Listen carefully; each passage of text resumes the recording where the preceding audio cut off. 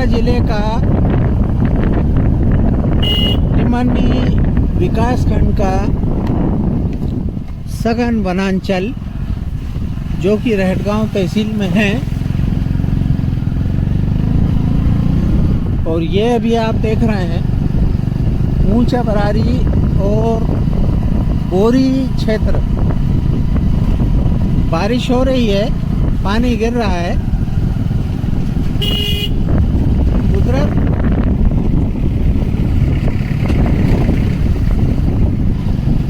का पैमाना जो है वह अपने हिसाब से चलता रहता है। चारों तरफ सिर्फ और सिर्फ एक ही रंग, और वो है हरा रंग। चारों तरफ कुदरत ने हरी चादर बिछा रखी है और यही कुदरत का नैसर्गिक रूप है और यही कुदरत का कुदरती रूप है। हरा और हरा, सिर्फ हरा, चारों तरफ हरियाली। सावन का महीना है और सघन आदिवासी अंचल में हम अभी हैं। मेरे साथ सारथी के रूप में हैं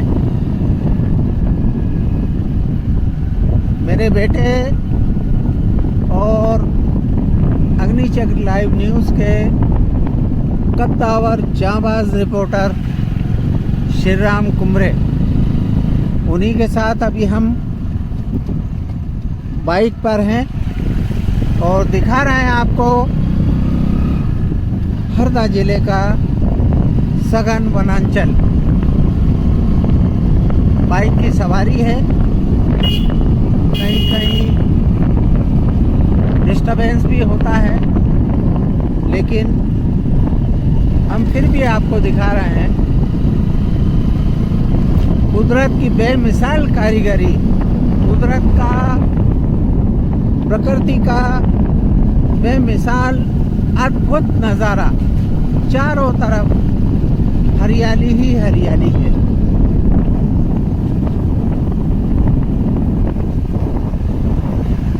ये देखिए कि किस तरह के यहाँ पर छोटे छोटे रफ्ते बनाए गए हैं कि इन रफ्तों से जब भी थोड़ा बहुत भी पानी तेज़ आता है तो आवागमन बाधित हो जाता है। बहुत ही सहज ये समाज होता है, जितना है उतने में ही खुश रहना ये जानता है, जैसा है वैसे में ही खुश रहना ये समाज जानता है। इसके लिए शासन प्रशासन को ध्यान देना चाहिए। सड़कें तो बहुत अच्छी हैं, इसमें कोई शक की बात नहीं है, लेकिन पुल पुलिया जो हैं वह हिसाब किताब में नहीं बनाए गए हैं। छोटे छोटे पुल पुलिया हैं, आने जाने में थोड़ा सा भी बरसात में पानी ज़्यादा कम हो जाता है तो निकलने में दिक्कत हो जाती है। और सबसे बड़ी बात जो देखने में आ रही है वो ये आ रही है कि अगर महिलाओं और बच्चों के साथ ये लोग कहीं अपने घर से निकलकर और सफ़र पे होते हैं और इनके साथ में भोजन पानी की व्यवस्था नहीं होती है तो बच्चे और महिलाएं भी जो है बाढ़ के पानी में फंस जाते हैं। बहुत दिनों बाद हल बखर बैल के साथ दिखाई दिया है, आप भी देखिए।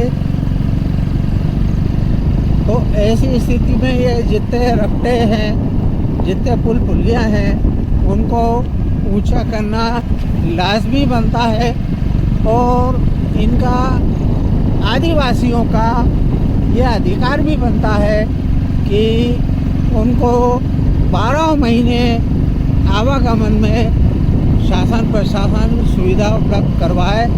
देखने में ये आ रहा है कि यहाँ पर विधायक जो हैं, एमएलए जो हैं, वो भी शेड्यूल ट्राइब के हैं, क्योंकि ये अनुसूचित जनजाति के लिए आरक्षित सीट है। और वैसे ही जो सांसद हैं वो भी आरक्षित वर्ग से ही है। लेकिन दोनों की ओर से यहाँ पर ये जितने भी पुल पुलियाँ हैं, जितने भी रफ्ते हैं, इनको ऊंचा करने की कोई पहल नहीं की गई है। यहाँ जो रोड बने हैं ये प्रधानमंत्री ग्राम सड़क योजना के तहत रोड बने हैं। रोड तो बहुत अच्छे हैं, रास्ते बहुत अच्छे हैं, इसमें कोई शक की बात नहीं है। सिंगल गोला है, एक गोला रोड बनाया गया है, लेकिन आवागमन में बहुत सुविधा है इन रोडों में। समस्या जो आ रही है बरसात के मौसम में, वो समस्या मूलतः जो आ रही है वो समस्या है पुल पुलिया और रफ्तों की। इस ओर दोनों जनप्रतिनिधि जो हैं, सांसद और विधायक, इनको ध्यान देना चाहिए। और ये अभी हम जो हैं राजा बरारी से गवासेन रोड पर हैं, और ये रोड ही नहीं, आंतरिक जो दूसरे रोड हैं, जैसे राजा बरारी से टेमरू बहार होता हुआ जो कायदा का रोड है, या जो राता माटी से होता हुआ जो कायदा का रोड है, या राता माटी से होता हुआ जो रहटगांव का रोड है, सभी रोड की स्थिति यह है कि वहाँ पर पुल पुलिया या रफ्ते बहुत कम ऊंचाई पर हैं, जिसके कारण थोड़ा सा भी पानी अगर पहाड़ में गिरता है, जंगल में गिरता है, तो ये पुल पुलिया जो हैं उन पर पानी गिरने लगता है और आवागमन बाधित हो जाता है। अब हम बहुत जल्द पहुंचने वाले हैं काजल दरबार में। काजल दरबार जो है ये यहाँ के गोरी, राजा बरारी, टेमरू बहार, राता माटी, इन क्षेत्र के आदिवासियों का आराध्य स्थल है। और यहाँ पर एक आम का पेड़ है जिसमें कि एक सूंड निकली हुई है, जिसे लोग जो हैं शंकर पुत्र श्री गणेश के रूप में पूजते हैं, उन्हें मानते हैं। और ये यहाँ पर जब भी अपनी खेती बाड़ी में बीज रोपते हैं या हल बखर चलाते हैं, तो यहाँ आकर और मानता मानते हैं। और यहाँ जो है मुर्गे या बकरी की बलि भी देते हैं, कुछ लोग नहीं भी देते हैं। और यहाँ आकर जो भी क्रिया होती है वो क्रिया करने के बाद ही अपने खेतों में फसल बोने का या फसल काटने का काम करते हैं। ये अभी बहुत जल्द ही काजल बाबा का स्थान आ रहा है, वो भी हमारे दर्शकों को हम दिखाएंगे कि काजल बाबा का स्थान कौन सा है और कैसा है। प्राकृतिक रूप से एक आम के पेड़ से एक सूंड नुमा एक शाख निकली है, वो शाख जो है वो एक दंता के स्वरूप है। उसी में लोग जो हैं वो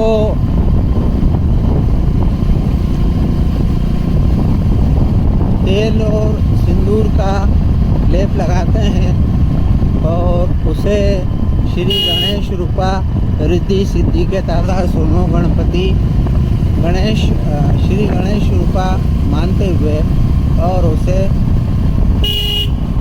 पूछते हैं और मानते हैं।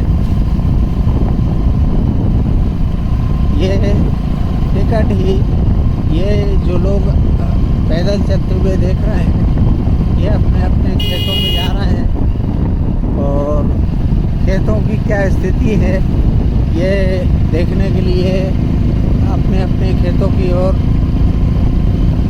धीरे धीरे पैदल चल रहे हैं।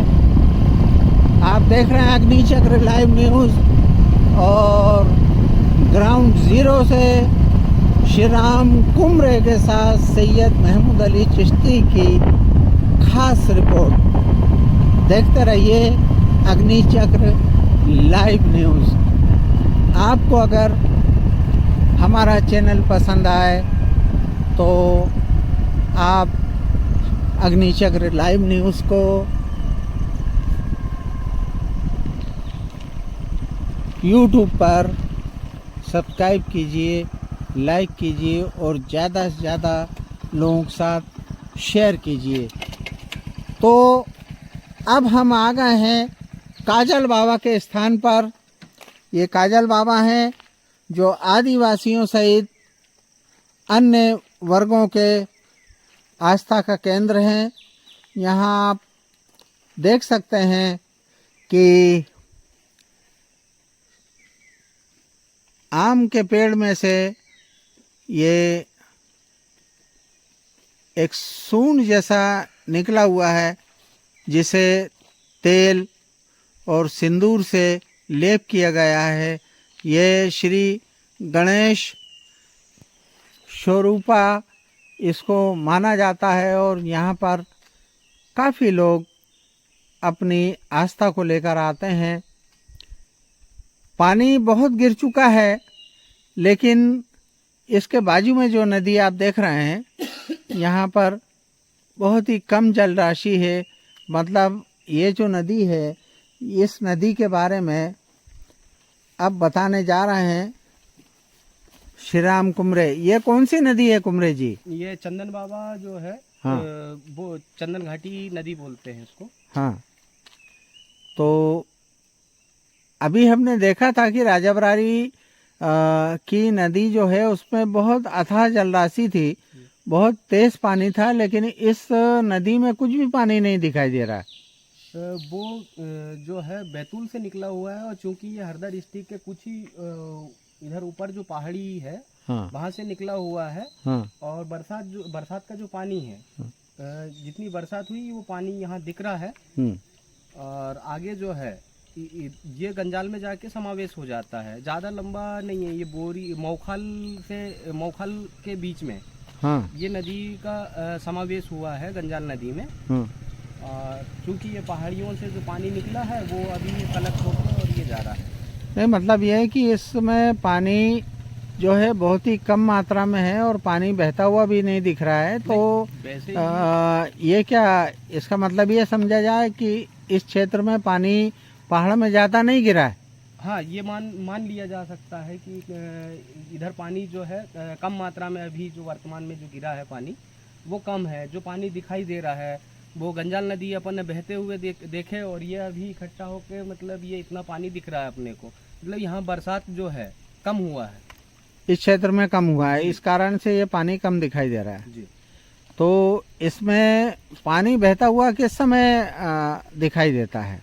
बरसात से लेके गेहूं चने का जो फसल कटता है यहाँ पे, हाँ। उस टाइम तक यहाँ पे पानी बहता हुआ दिखाई देता है। और जो है इस्तेमाल के लिए जानवरों के लिए जो पानी है, कुछ जगहों में 12 ही महीना पानी रहता है, इससे ऊपर भी नीचे भी इस नदी में।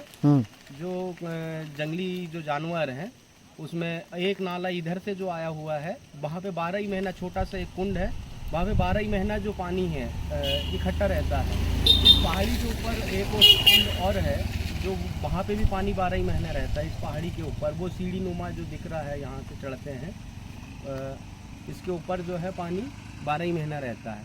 ये एक कहना चाहिए प्राकृतिक का जो है एक अलौकिक जो है देन वो मान सकते हैं अपन की, जहाँ निचले स्तर में पानी नहीं है और ऊपर पहाड़ी के ऊपर पानी जो पर्याप्त रहता ये है। कितनी ऊंचाई पे है? और लगभग फीट के हिसाब से अगर अंदाज लगाएं तो कितना फीट होगा ये? 150-200 फीट की ऊंचाई पे पानी है। वहाँ कोई कुंड बना हुआ है? कुंड बना हुआ है। हाँ। एक जो देहाती हिसाब से भिलवा का पेड़ जो बोलते हैं, हाँ। वो पेड़ में उसका कुंड है। तो उसमें आपने देखा उसमें 12 महीने पानी रहता 12 है? महीना पानी रहता तो इस मौसम में वहाँ जा सकते हैं या नहीं? है। नहीं जा सकते हैं, लेकिन काफी लंबा है हाँ। और फिसलने का डर है। अच्छा अच्छा। हाँ, पानी गिरने की वजह से वहाँ फिसलन हो गई होगी इस कारण से। आप देख सकते हैं अभी हमारे साथ में बोरी बीट के 3 वाचर भी हैं, चौकीदार जिनको कहा जा सकता है। ये अपने साजो सामान के साथ कुल्हाड़ी और छाता लेकर जा रहे हैं।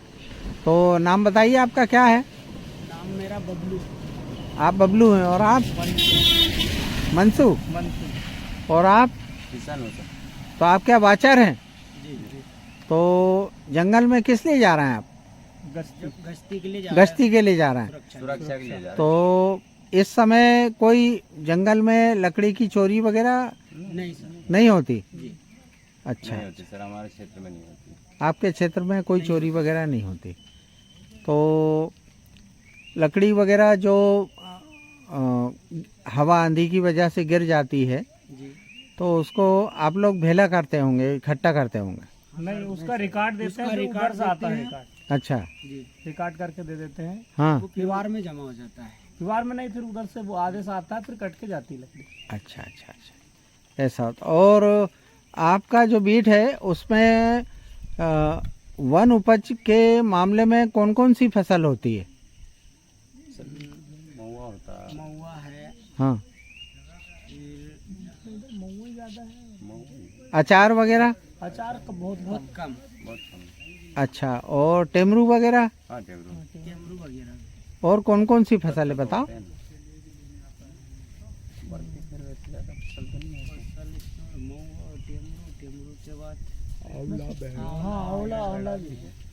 तो ये दूसरी जो फसल हैं वो लोग बीनते हैं इस क्षेत्र के? हाँ, महुआ बीनते हैं सर। अच्छा, ये जो यहाँ पर जो सेंटर बनाए गए हैं वो सेंटर में खरीद वगैरह होती है कि नहीं होती? करते सर, गुड्डी होती है। हाँ। अच्छा अच्छा। तो मतलब ये कि यहाँ के जो लोग हैं उनके जॉब कार्ड वगैरह जो है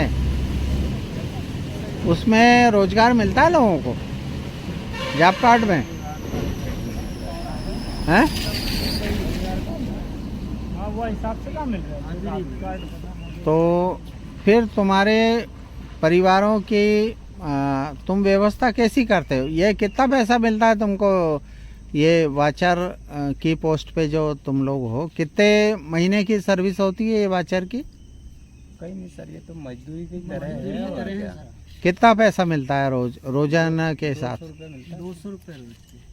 तो 200 रुपये अगर मिलता है तो ये तो कलेक्टर रेट से भी कम है। सर जो है कलेक्टर रेट से भी ये 200 रुपये कलेक्टर रेट नहीं है, 300 कुछ 373 या 93 रुपये कलेक्टर रेट है प्रतिदिन का।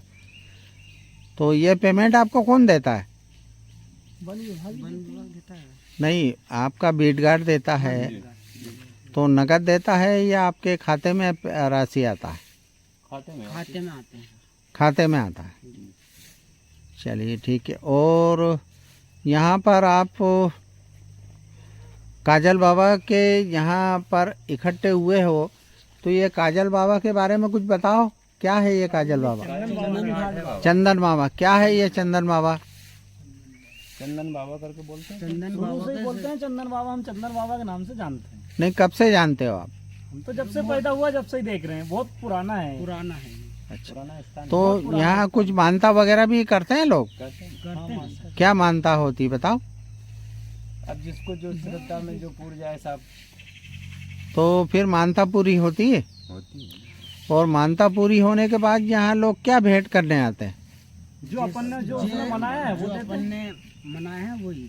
तो क्या क्या मनाते हैं? एक यहाँ पे नारियल खारिक, बकरा, मुर्गा मनाते हैं साहब, जिसको जो पूछ जाए। मुर्गा कहते हैं। अच्छा अच्छा अच्छा, ये सब व्यवस्था यहाँ पर करते हैं लोग, है ना। और भोजन प्रसादी भी बनाते हैं, आने जाने वालों को भी खिलाते हैं, और जो परिवार के लोग हैं वो भी खाते हैं, है ना। चलिए, बहुत बहुत धन्यवाद। काजल बाबा से अब प्रस्थान कर रहे हैं हम लोग गवासेन की ओर, और चप्पे चप्पे की जानकारी हम दिखा रहे हैं।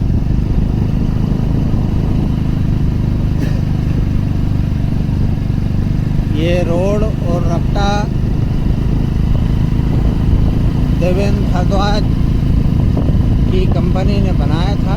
बहुत ही बेहतरीन रोड है, और रफ्ता भी का रफ्ता नहीं बोल सकते, इसको पुल बोलेंगे, भी अच्छा है। और इतनी तेज़ बारिश में भी बहुत कोई दिक्कत नहीं है इस रास्ते पर चलने में। ये चंदन मावा से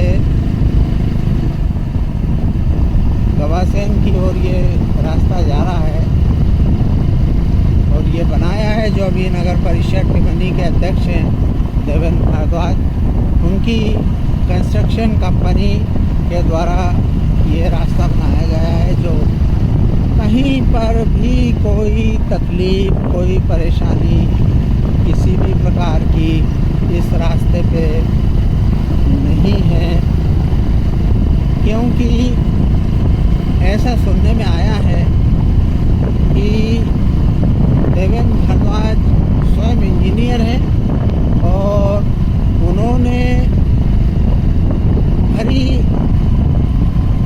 ठंड और तेज़ गर्मी में खड़े होकर अपने देख रेख में ये रास्ता बनवाया है, जो कि अभी भी बहुत मजबूत है और वेल कंस्ट्रक्टेड है।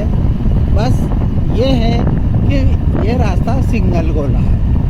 अगर दो बड़ी गाड़ियाँ, दो बसें या दो ट्रक या एक बस या एक ट्रक इस रास्ते से लेफ़्ट राइट से अगर निकलते हैं तो साइड लेने में उनको इस बरसात के मौसम में दिक्कत हो सकती है। बाकी सिंगल गोला रोड है, और रोड क्या है, बहुत बेहतरीन रोड है। आवागमन में किसी तरह की कोई परेशानी नहीं है। ये सामने भी जो आप पुल देख रहे हैं, ये पुल भी व्यवस्थित है, और आम पुलों से ऊंचाई पर है, इसलिए बारिश में भी इस रास्ते में आवागमन की कोई दिक्कत नहीं। चंदन मावा से ऊपर की ओर अगर हम राजा बरारी क्षेत्र में जाते हैं बोरी होते हुए, तो निश्चित ही कई पुल पुलियाएँ जो हैं बहुत सकरी और बहुत नीचे होने के कारण हम वहाँ से घोर बारिश में नहीं गुजर सकते हैं।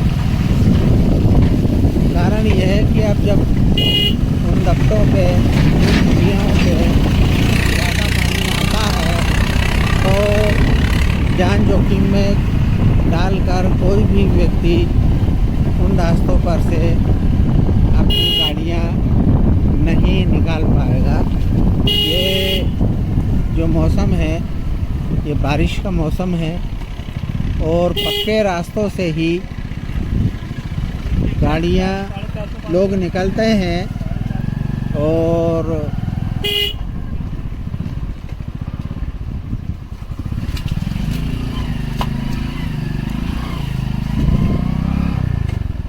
क्योंकि साइड शोल्डर अगर मजबूत हैं, मुरुम के हैं या गिट्टी के हैं, तो ही साइड से लोग जाएंगे, अन्यथा निकलने में दिक्कत होगी, फिसलन होगी। ये अब हम बैतूल ज़िले में आ गए हैं और ये है गवासैन, बैतूल ज़िले का गवासैन है ये। और यहाँ पर अब हम आ गए हैं। ये रास्ता जो आप देख रहे हैं ये हरदा, टिमनी, सोडलपुर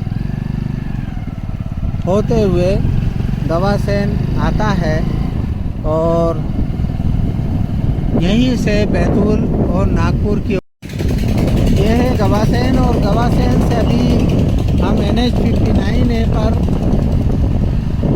चिचोली की ओर बढ़ रहे हैं। बारिश का मौसम है।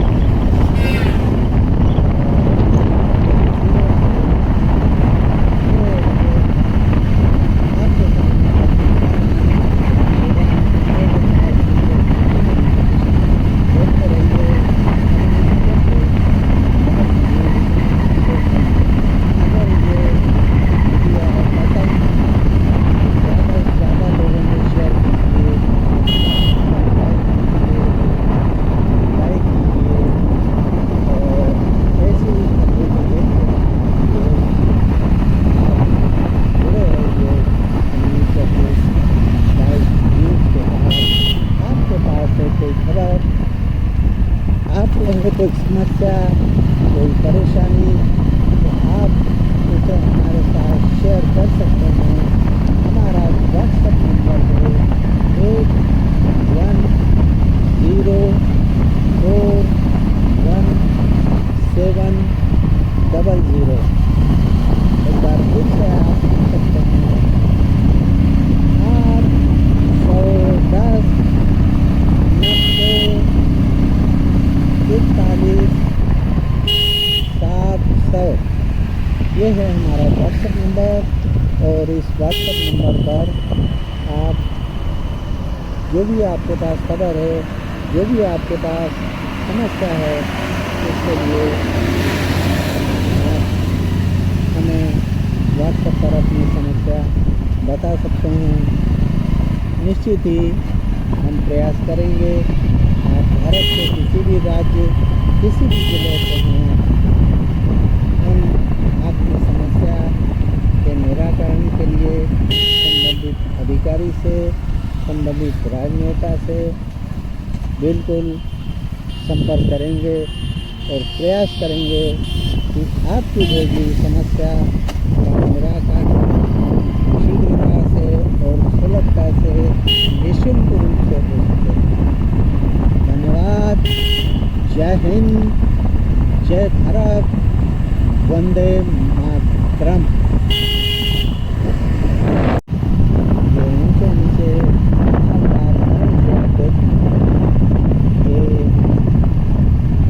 NH 59A पर हैं और कितना खतरनाक ये मोड़ है, ये देख सकते हैं। फोर व्हीलर, हेवी लोड गाड़ियाँ जब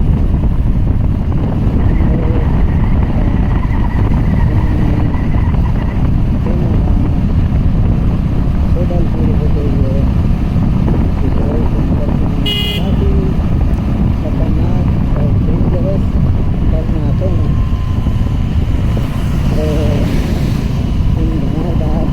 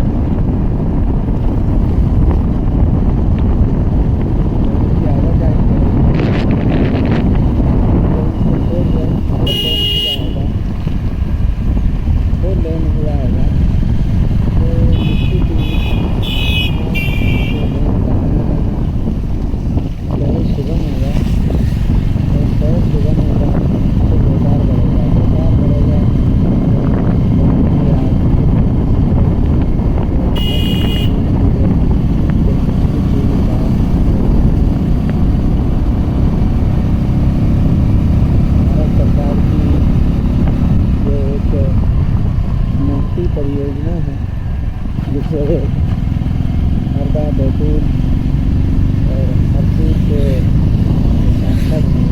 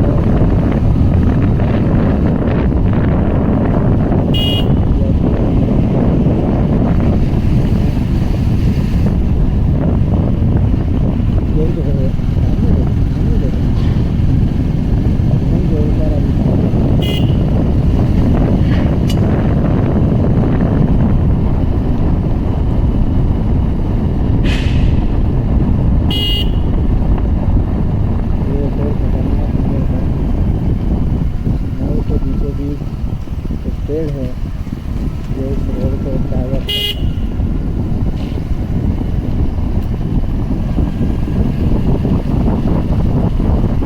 बाकी डिवाइडर अभी कुछ जो है वाइट लाइन जो दिखाई दे रही है, इस वाइट लाइन से डिवाइडर को देख सकते हैं। बाकी रोड पर कोई भी डिवाइडर नहीं है।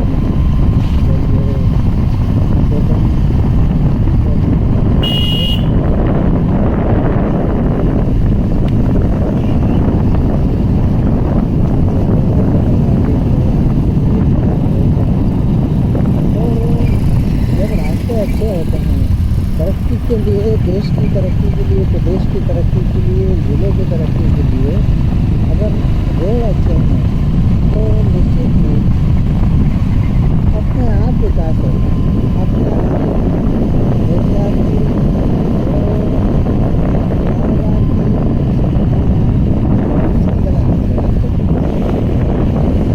बढ़ती है।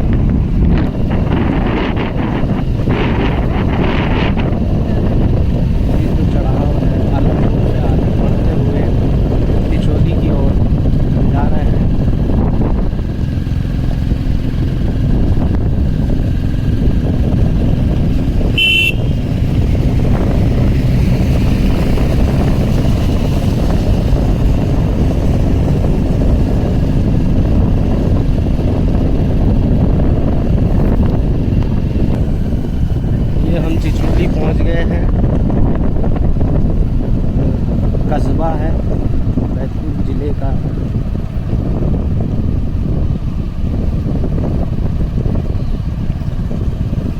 और यहाँ पे जो व्यापारी हैं वो हरदा ज़िले में भी व्यापार करते हैं। इससे लेन देन के लिए हरदा ज़िले से ग्रामीण यहाँ मंगलवार के दिन आते हैं, लेन देन करते हैं, रोज़मर्रा की सामान वगैरह खरीद के लेकर जाते हैं। किसानी से संबंधित खाद बीज वगैरह वगैरह सारे सामान हरदा डिस्ट्रिक्ट के अलावा ज़्यादातर चिचोली से आयात निर्यात करते हैं।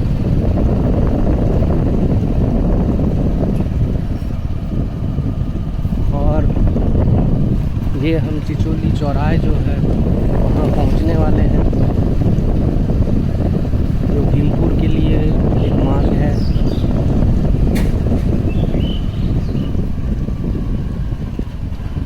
ये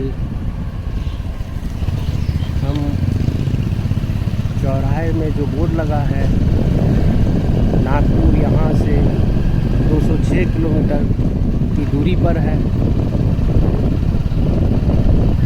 बैतूल 36 किलोमीटर दूरी पर है, और मलांजपुर जो है गुरु साहब बाबा का जो मंदिर है वो भी इसी चौराहे से होकर जाना पड़ता है।